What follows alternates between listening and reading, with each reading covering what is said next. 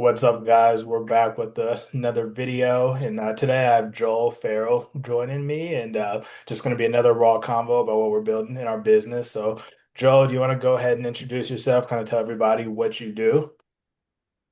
Yeah, thanks, Caleb. Good to see you again, man. Yeah, I'm in the lending business, and I work with a lot of real estate investors across the country that are building portfolios, trying to get ahead, and a lot of people trying to retire early. Yeah. So yeah, I work with people that are buying multifamily properties, buying fix and flips, buying single family properties, scaling, pulling cash out, just doing various things on their journey to be able to build wealth. Okay. Cool. Awesome. And I know, t tell us a little bit about like what you're doing on social media and stuff too. I know we've had a few conversations about that. Yeah, and you know, I believe that branding is so important, especially in my industry where we don't know if AI is going to take over our industry and how long we're going to have jobs. So if you don't have a brand, you might not have a job in a year or five. And so I've been posting on Instagram and YouTube for a while. I had another podcast that I was spending more time on, more wealth building, that I let that go. It just wasn't really aligning with the business, so to speak, of where I needed to go. So this is, more mortgage, lending, real estate strategy related. So YouTube, Instagram, also a newsletter that I've been working on building. And the other thing too is that because my business is across the country, Mhm. I've got a unique opportunity to connect with people doing different things. Yeah. So, like, literally right now, I'm in the middle of a national podcast tour where I'm interviewing investors across the country All about right. what's going on in their industry, what's going on, what's working, what's not working. And instead of doing things on Zoom, which is great, and I've Mhm. done lots of interviews on Zoom, over 200 on Zoom. Later, bud. Um, I'm doing them in person. So Yeah. I did one in Denver this past weekend. I was in Dallas, before that, in Vegas and Orlando, and I'm going to be in Los Angeles here actually in 7 days. Oh, okay. So Okay, nice. All right, so yeah, Joel and I we met what was that, 2 years ago or 3 years ago? yeah, I think Like 2 years ago. yeah, Yeah. it's about 2 years ago. And so just for everyone watching, like we haven't talked in a while, so I just want to catch up on everything. Like tell me about the new podcast, like how that came into place, and I guess like what's kind of like the end game with it. Are you using it for more deal flow or what's kind of the goal there? Yeah, if you look at the page, it's going to be a mix of video, um, the video is more podcast related, and Mhm. then you're going to see short clips from the podcast, um, shorts that are going to be a wide variety of things that I create, or clips from the podcast, and then also a live stream. So every Oh, Wednesday I'm on a live with a friend of mine, Marco Shiro, who's a firefighter in Hawaii, but he oh, invests in real estate in Pittsburgh, and we're part of a community called One Rental at a Time. It's a mm, lot of out-of-state investors, and that invest in all parts of the country in different strategies. So we do a live stream every Wednesday with also another person, Lauren Elaine, who's in Idaho, and she's right now in the middle of renovating a boutique hotel, and then we'll end up building um, a bowling alley as well. So we bring on guests every week and just shoot the shit, really. yeah. Okay. Okay, Buddy, cool. I'm not on the phone. Yes. That's super cool. And so like for someone who might not really know, like kind of explain what is your job as a mortgage lender? Like what exactly do you do? How do you help the people you work with? Yeah, I mean the typical mortgage professional is going to help people buy a house, live in it. Buddy, man, just stop. Just stop. And then I help people do that same stuff as well. People with conventional loans, FHA loans, if you don't have the best credit, VA loans. But at the same time, we have a product called a DSCR loan, which is geared towards investors, where you don't have to qualify for income. You don't need to show tax returns and W-2s. And so Mm, we're looking at strictly the rents on the property. And if the person has got the credit and the assets, those are the major things that we're going to qualify somebody on. yeah. Now, rates are high, so it's hard to make a lot of deals pencil, but it is a tool that we see a lot of people do. And so in the real estate space, you've got the kind of 1 to 4 unit residential type of products. And then once you go to 5 units and above, it's a whole different set of products for DSCR. Yeah, okay. Okay, for sure. And then I've seen your YouTube and stuff and like all your posts and everything, and it's like I think it says lending for entrepreneurs. Is that kind of like your niche right there or Yeah, I mean, if let's say you run a business, which you do, Caleb, right? Mhm. Yeah. Um, Most businesses, especially when you're in the beginning stages of growing your business, you've got a lot of expenses, and tax professionals, they like to be able to, and they have ways that they can show someone's tax returns to show expenses and net income, maybe not as high as if you were, say, a W-2 employee. So, Yeah. I work with a lot of business owners who just can't qualify for normal loans because their W-2s don't exist, right? Or their tax returns don't show the net income that they otherwise might show if they were a W-2 employee. So there's a lot of products out there that can help that self-employed borrower. So at the same time, you know, I'm going to kind of just step into a different kind of part of the conversation. Um, as a real estate professional, I use the word holy grail. If you can do a cost segregation, which means that you own a big building, apartment complex, big home, you can accelerate depreciation. And then if you're a real estate professional, you can use that accelerated depreciation to offset your earned income, which you Right. can't do on a normal W-2 job. So if you're running your own business, you've got a leg up on a lot of people, Yeah.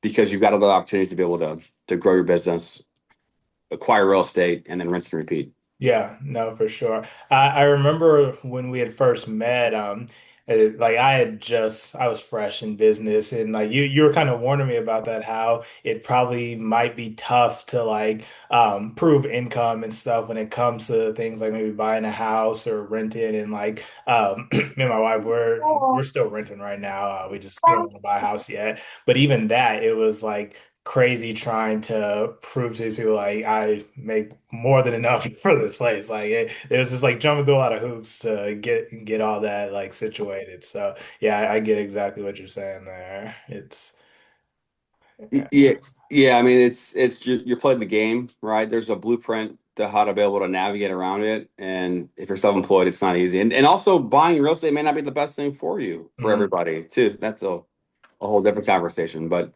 if someone was to choose to get into the game, I mean, once you get into it and the pendulum starts to swing, more doors can open up that you never otherwise would have been able to achieve. Yeah, no, for sure.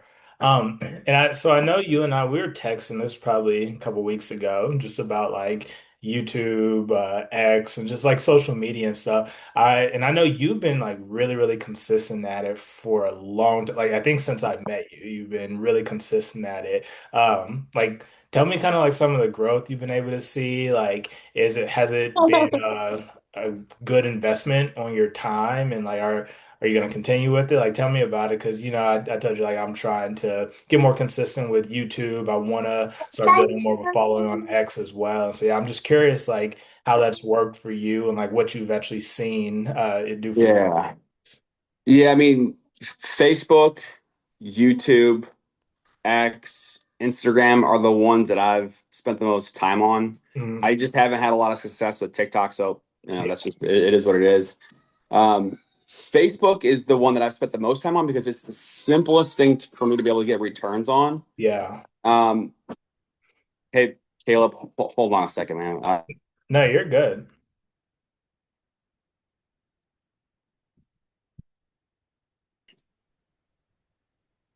Okay, cool. We're back on. Yeah, so posting on Instagram, one reel a day, cool. People can see it. It's really more of a resume builder. Stories can be a lead magnet if you do it right. But lending is so boring that it's hard to really kind of crack that code if Yeah. you don't spend a lot of time on it. Um, X, I've had spent some time there, got monetized for a minute, but it was just a lot of time and effort. So I haven't spent a whole lot of time over there. But Facebook is just something where I remember this. It was probably 9 months ago, 8 months ago. Mhm. I had, was getting a kid down for to sleep. That's what this break was. So Yeah. dealing with some meltdowns. I got 6-year-old twin boys, so some meltdowns, screaming and whatnot. But it's 8 o'clock, 9 o'clock at night, and I'm on Twitter scrolling, and I see a cool post, and so I clip it and then post it on Facebook. and it gets a few views. I'm like, oh, okay, 1,000 views. Damn, that was easy. And then kept learning and learning and learning and seeing people that are making money on Facebook Mhm. posting the dumbest things. And so I just decided, you know what, like, what if I posted more volume on Facebook and see what happens? I had seen some tutorials and people that were just doing volume. And Yeah. so I posted like 30 times in a day, mostly just Twitter screenshots. Really? And Yeah, I see then your screenshots all the time. and it's pure necessity. Like, okay, I want to be able to post, make a little bit of money on the monetization program, but just don't have a whole lot of time to spend. Yeah. So it's all kind of in a real estate, lane or NBA basketball lane, a few different lanes that I'm interested in. And I Yeah. just post it, and at this point, maybe 10, 12 times a day. And it just one out of every 20 or 30 might go off and have views. I mean, there's some views, some of these posts that get 80,000 views, 40,000 views, and it's the most random thing. There's no rhyme or reason, it's just completely random. Yeah. So I do that, but that's just one of the small things that I do, and it's really mindless to be able to do, and so that's why I do, because I mean I'm busy and we run a businesses and have kids, and I Yeah. still have a whole lot of time to spend on it. So that's one strategy that I do. But the YouTube thing, I mean, it's Google, right? Google search, it's not going away. YouTube is something that I want to and need to spend more time on. I just haven't had the capacity to do that right, in this moment of the journey. Yeah. Okay. And so I guess like you're posting very consistently. Are you seeing any return as far as like new deals that come in where like you can say, oh, that is because of this post, or like has anyone given you that feedback?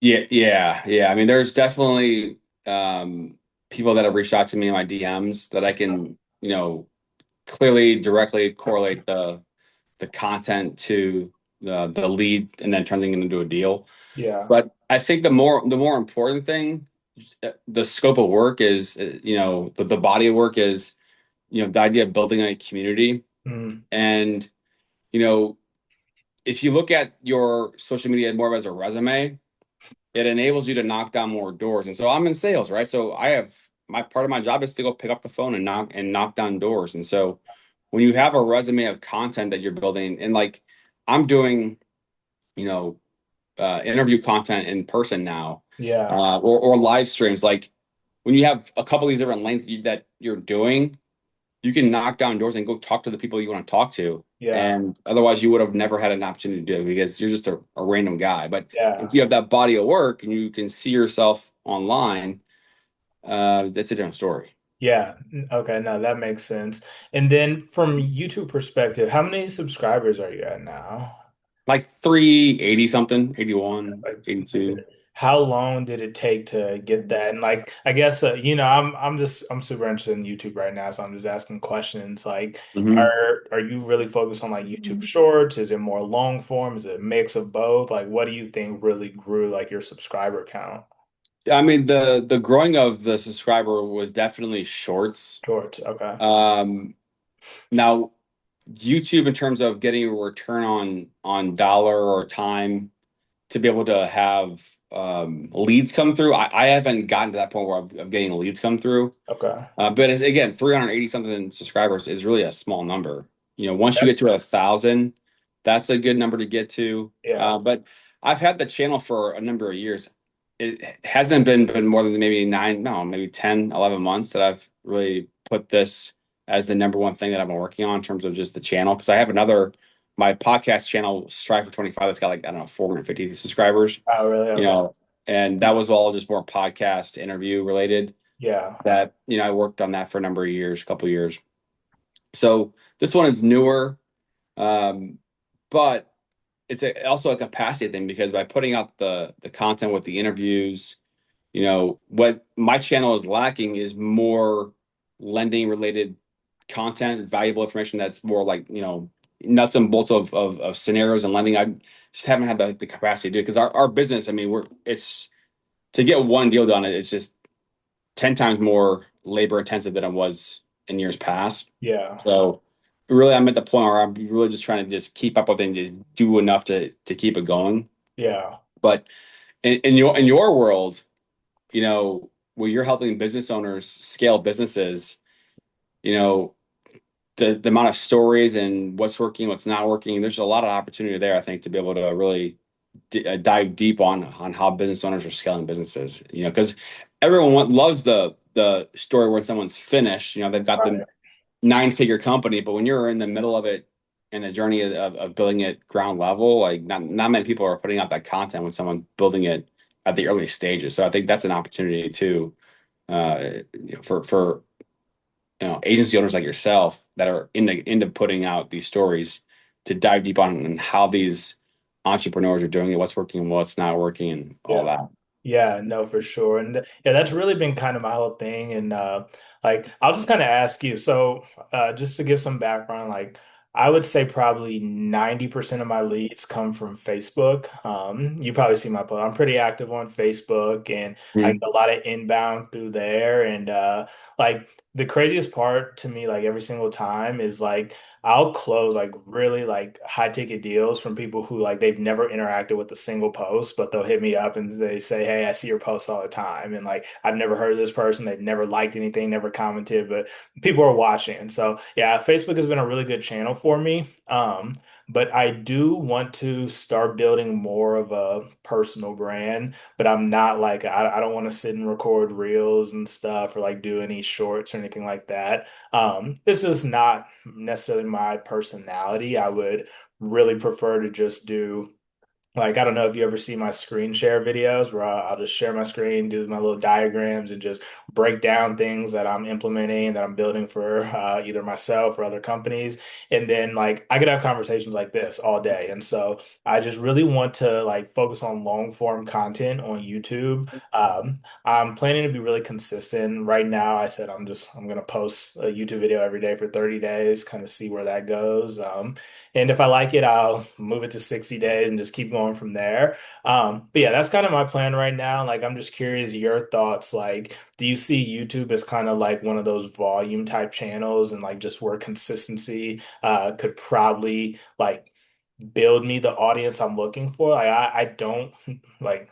I don't want 100,000 subscribers, and I that sounds crazy. That's like the guy who says he doesn't lift because he doesn't want to look like Arnold Schwarzenegger. But Right. like, uh, Right. I just want like a very like just small niche audience of people who are either like other operators who are like doing similar things, building cool things, and like we can connect, network, and like talk to each other about like what's working. And then so that's like one side of the coin, but then also like yeah, if I were to get some deals from my YouTube channel, that would be cool too.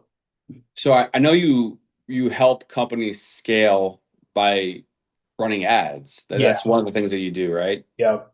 And so So, yeah, we when we last talked, like it was full service agency, only paid ads now, cut everything else. are you running ads on YouTube? No, I'm not. No. Okay. Um, that would be something that I think would be another lever you can pull down the road. Because if I said, "Hey, what's one industry that you're seeing, work where you can work with an operator, bring in some of the tactics that you guys bring in, and then driving more revenue." Well, what industry or two are a good example? So we we've worked with like a lot of home service type businesses, but I will say we've shifted to like really our criteria is this like we want a high ticket service, like minimum ticket size $15,000, just because it makes the economics of paid ads make a lot of sense. And we just found we're able to get a lot better results when we're working with like those higher ticket services. Okay, so geography wise, is it this area or is it is It's it, is it broader? it's everywhere. I mean, I have clients in Florida, California, Kansas, like all throughout. So yeah. Okay, so you know, revenue wise, what's the example where someone was sitting at revenue wise, they come work with you and now they've scaled to XYZ? Yeah, so that's a good question. I have a guy, we started working together last year, probably around this time. And when we started, he was at like 5,000 a month. And we took him to 70,000 a month within like 8 months. So that was a pretty good story. A better one I would, 70,000. yeah. And what industry was that? This was landscaping, so margin wise, probably like 30-40%. Um, I would say a Yeah. better case study would be, and this is kind of a recent one. We landed a pretty big client. They're like high-end remodeling type stuff, and like they do eight figures.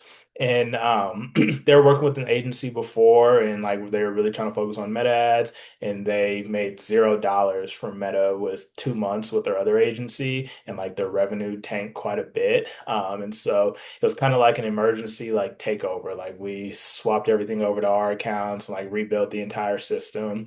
And in the first 30 days of us like running everything for them, they made $600,000 back after making $0 from Meta in 2 months with the other agency. So I would say that's a really good success story we've had recently.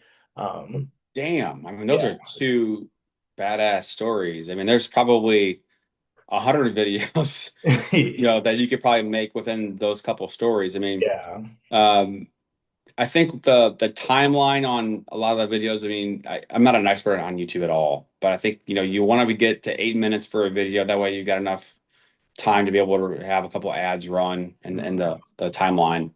But like my podcast, for example, I've kind of taken the 40-minute conversation and cut it into four pieces, almost like a Joe Rogan style kind of a thing, keep it into Yeah. short clips. But I mean, the idea of like, okay, here's one topic, maybe it's a 3-minute video, boom, and then you build that playlist, boom, boom, boom, boom, boom. Yeah. If you take a deep dive on maybe a case study type of thing on one of these success stories, Yeah. So you I know, I've done a few of those here. I'm gonna share my screen with you. yeah, please, Um Here, let me get it put up. Yeah, I've been wanting to do a lot more case studies, so I've started doing that a bit. And then a lot of them is also just me talking. Here, let me where are we? All right. Can you see? yep, Okay, cool. So where is it? Yeah, like I did a case study on the one I was just talking about. We turned $4,600 on Meta and a 650,000 in revenue. And then this like Road to 40 Million series that I'm starting, it's like working closely with this client. Basically, the owner and I we got together, and like their goal is to get to 40,000 or $40 million in revenue in the next 12 to 16 months. And so I thought it would be cool just to kind of document that process and everything that we're doing and how we're yeah. working closely to hit those goals. Um, Here's the case study. This one, I should probably do another one. The 5K to 70K. It's only a 4 minute one. I should probably do that again. But yeah. Yeah. And this was like, these were a few months ago. I've been a lot more consistent recently. So, these aren't big numbers, but like, if you have I had a couple of videos that short reels that I put out that I edited manually, put in some, a template on CapCut, and then made it look nice, some effects, and then it flowed into the actual last part of the interview. So the interview or the clip was like 40 seconds of audio, Yeah. but the first part of it was like more interactive, different, video or pictures like coming in and out. And then the last like, half of it was just the regular interview talking. And so that one video, I was like, oh, this is a good video. I like it. I just started texting people, not like within the app, like texting people, hey, like comment on this, comment on this, comment on this. Like this is a good one. Like especially the people that are in my network of people that I'm growing. We're growing together, right? The interview guests, the people that are part of the newsletter. Like I want them to be engaging as well because it also benefits them because the bigger the channel is, the more that it's going to benefit them when I post stuff about them. Yeah. And so the more like if you've got say 50 clients, I'm sorry, 50 leads that you're engaging with that are, hey, you know what, like this makes sense for you to press go on this platform for us to help you grow your business, but you're not doing it yet. Like you could, hey, just want to, I was thinking about you, Mr. Joe. Like, here's one of the videos that we put out that really fits your situation. Like taking the Yeah. manual link and like putting it in front of them, hey, like this story hits just a reminder, like this is what we do. Yeah, yeah. So I've been doing that a ton lately, and that also played a factor in me getting active on YouTube. Like got yeah, whenever I'm in a new like conversation with someone who they're wanting to get started, or maybe they're a little bit on the edge of like, the typical, will this work for me? I will send them just like one of my case study videos that kind of shows like that we've done this before, like it's nothing new. And I feel like that has kind of pushed some deals over the edge and like gotten them to a close. So that's been super helpful.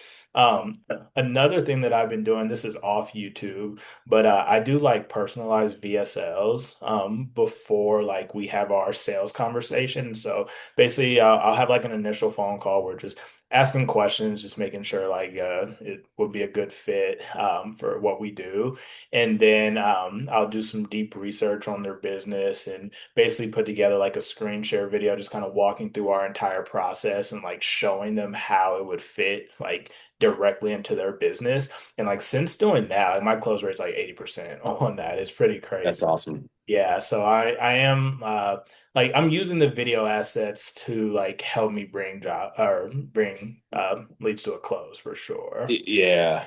I mean, obviously, there's only so much time in the day to do stuff, and so like, the newsletter. I use Beehive. I mean, like 100 subscribers, or followers. But like, it's not a big thing. I've only been doing it for a couple months now. But then, like, that's just one tool that pushes out to people that are on your email list.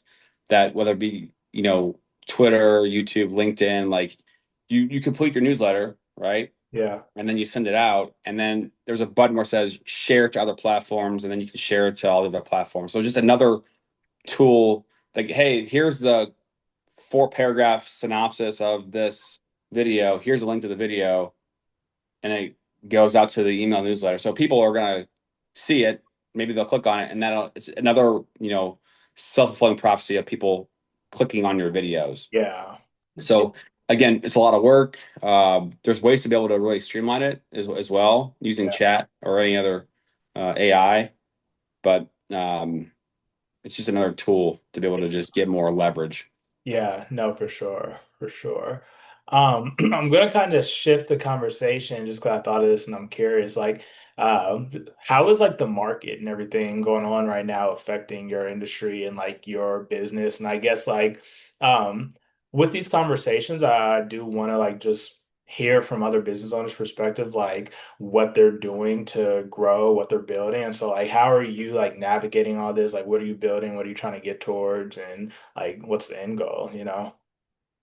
Yeah, I mean, I've been doing this since 2006, and my journey is meandered, and I've had to reinvent myself a number of times. But this is the worst stretch, I'd say from 2023 to now. This is worse than the 2008, 2009 crash. Really? And predominantly because the number of transactions we're at all-time lows. We haven't seen this low of transactions since I think the 90s, maybe, Oh, for wow. a small period of time.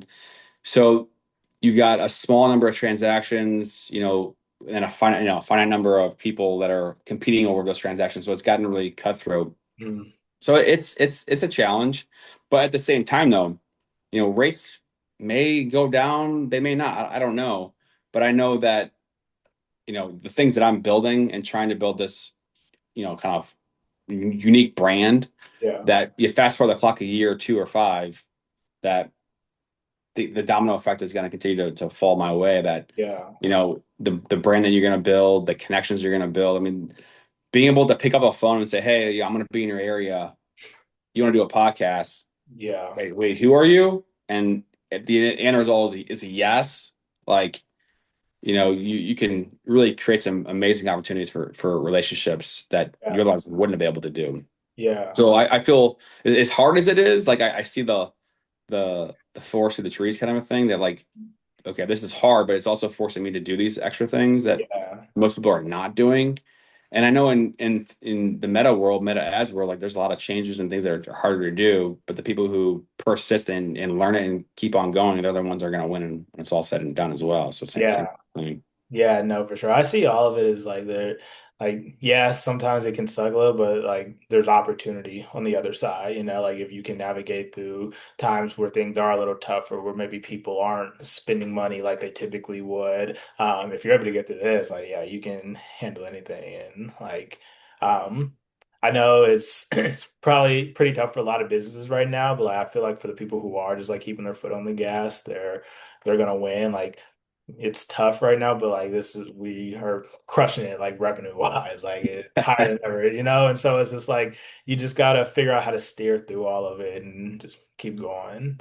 Um I wanted to ask, so since I know your channel, it's like lending for entrepreneurs and everything. And I just want to like kind of selfishly, honestly, hear your thoughts on like, say you're a business owner, you have a high like cash flowing business, and like you do have excess capital. Like, what would be your strategy to build like long-term wealth through real estate?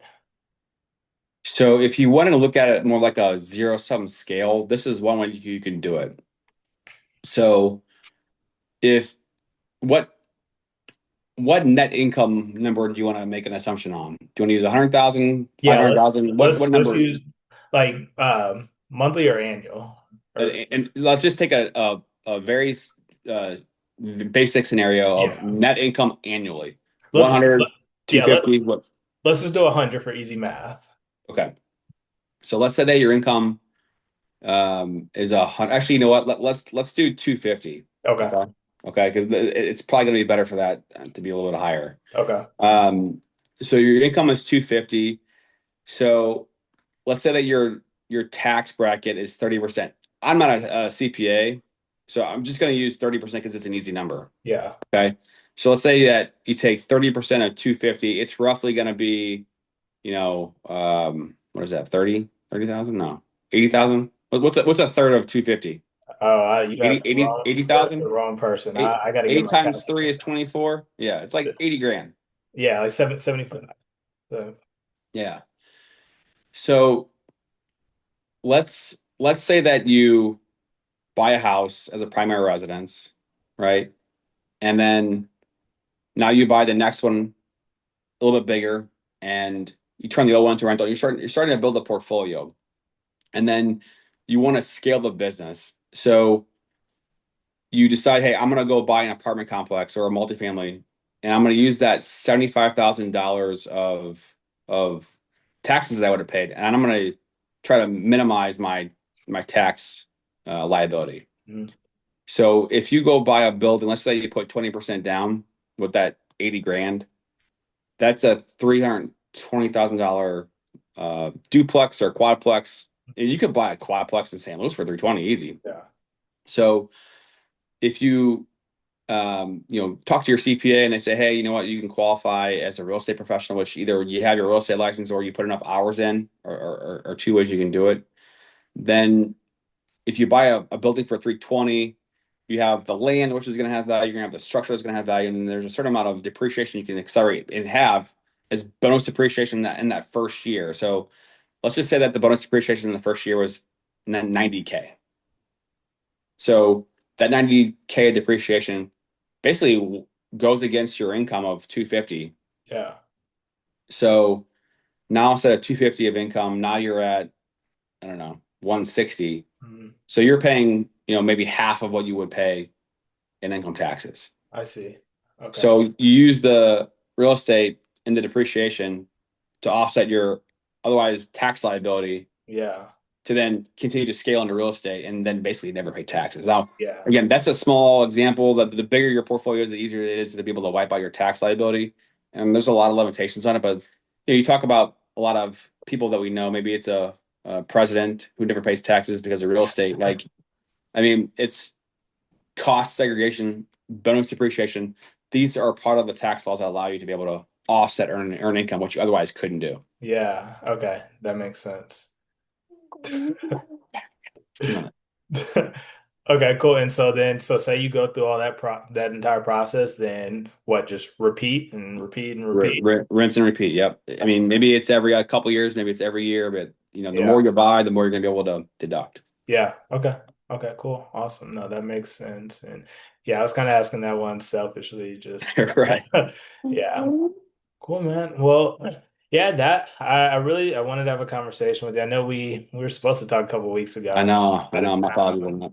No, yeah, you're good. Is there anything you want to say before we hop? Yeah. Yeah. Like, there's all a lot of talk, and if you follow my Facebook, I do post a lot of stuff that has to do with AI and just projections and what people are thinking is going to happen. And people talking, Elon Musk talking about universal basic income as a net bottom line in however many years that people aren't going to have jobs, we'll just have universal income. Yeah. And my thing is that okay, AI is out there, but it's also an opportunity for everybody, like it to build something, a small business, a small service that if like you said, landscaping, like you could just take your street, right, and turn that into a business. Yeah. But the anyway, AI is a tool that I think that anybody could build their own side business, Yeah. and so I think I agree. Like I'm not one of the AI doomers. Oh, everyone's gonna lose their job. I mean, I just think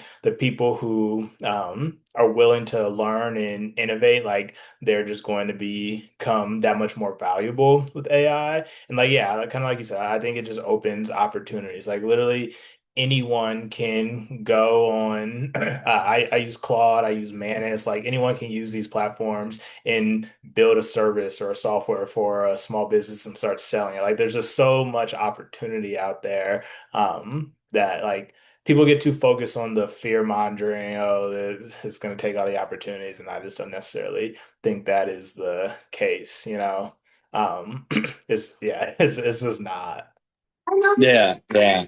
So yeah, I mean, I love this conversation. I think there's a lot more to dig into down the road. I mean, well, I think was it Microsoft said, "Hey, no more using AI because they're spending so much money on AI services. Like, hey, no more engineers using AI. Like, Yeah, it's going to ebb and flow. There's going to be I think a lot of hills and valleys yeah. with this progression. So get in now and start building something." Yeah, it's crazy to me how early we are though, because like I mean, 90% of people still think ChatGPT is just another search engine, you know? Right. Yeah, so like yeah, we're still very, very early and yeah, I personally don't think there's anything to be afraid of. I think people should just look at AI as an opportunity. Like I think there's more opportunity than ever to like make a lot of money now. And so yeah, yeah.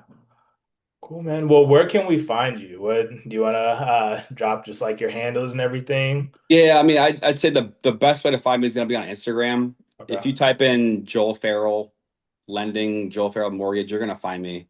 There's a lot of Joel Farrells out there, believe it or not. But Joel Farrell lending on Instagram, you'll find me. Lending for entrepreneurs is the handle, but yeah, Okay, cool. Awesome. Well, I appreciate you hopping on. And yeah, we'll have to do this again, maybe have another conversation later in the year just to kind of see how the landscape played out and everything. And yeah, love it, man. All right, cool. good luck. I'll see you, man. All right, see ya. Thank you. Bye.